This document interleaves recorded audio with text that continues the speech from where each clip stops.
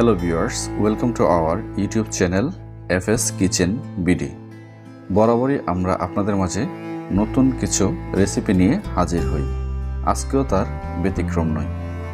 আজকে আমরা আপনাদের মাঝে এমন একটি রেসিপি নিয়ে হাজির হয়েছি, সেটি হলো চেপা শুটকির ভর্তা। আসুন তাহলে দেখে নিই আমরা কি কি উপকরণ নিয়েছি। প্রথমে নিয়েছি কয়েক পিস চেপা শুটকি, তারপর নিয়েছি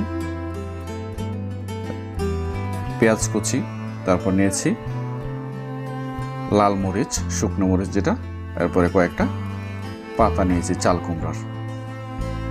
এই ছিল আমাদের উপকরণগুলো। এখন আমরা চাল কুমড়ার পাতাটাকে এটা থেকে আমরা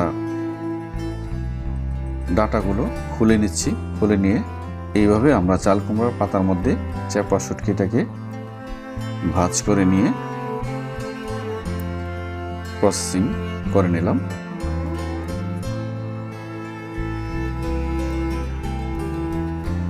এভাবে ভাজ করে যদি আমরা চেপা শুটকিটাকে তাওয়ার মধ্যে দিয়ে গরম করে নিই, তাহলে চেপা শুটকি পুড়ে যাবে না,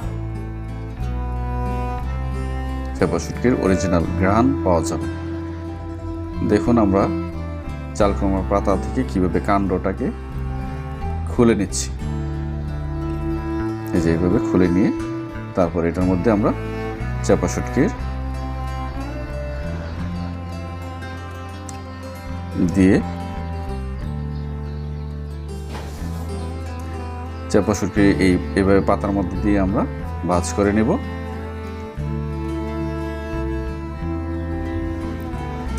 এটা খুবই ইজি একটি কাজ। আমরা এই জন্য পাতাগুলো নিয়ে নিয়েছি, কারণ চেপা শুটকি যদি আমরা তাওয়ার মধ্যে দিয়ে গরম করি তাহলে তাওয়ার মধ্যে লেগে যাবে। যে জন্য আমরা পাতা নিয়েছি, আর পাতাটা থাকলে চেপা শুটকিটা কড়ার মধ্যে বা পাতিলে লেগে যাবে না। এভাবে আমরা এটাকে এই যে আমরা প্যানের মধ্যে দিয়ে গরম করে হাফ বয়েল করে নিচ্ছি। আমরা একটু ঢাকনা দিয়ে নিলাম যেন খুব দ্রুত হয়ে যায়।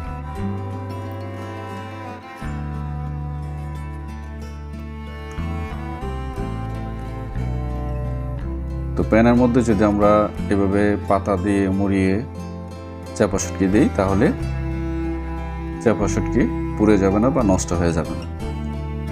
এবার আসুন আমরা দেখাচ্ছি কিভাবে চেপা শুটকিটা তৈরি করব। এখন আমরা পেঁয়াজটাকে হালকা ব্লেন্ড করে নিচ্ছি।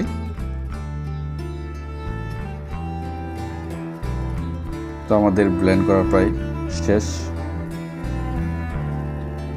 এটাকে এমনভাবে আমরা ব্লেন্ড করব যেন একেবারে মসৃণ না হয়ে যায়। মসৃণ হয়ে গেলে একেবারে পানি পানি হয়ে যাবে। আমরা এটাকে এমনভাবে ব্লেন্ড করেছি যেন হালকা কুচি কুচি ভাব থাকে। এখন আমরা মরিচটাকে ও চেপা শুটকি যে পাতার মধ্যে দিয়ে রেখেছিলাম এটাকে একসাথে আমরা ব্লেন্ড করে নেব। এটাকে আমরা যতটুকু মসৃণ করে নিতে পারি ততটাই ফ্লেভার আসবে ভালো এবং খেতেও সুস্বাদু হবে। আমাদের ব্লেন্ড করা শেষ।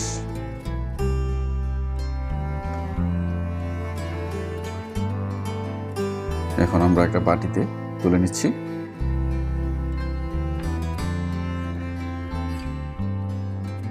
চাল কুমড়ার পাতা দেওয়ার কারণে কালারটা হালকা সবুজ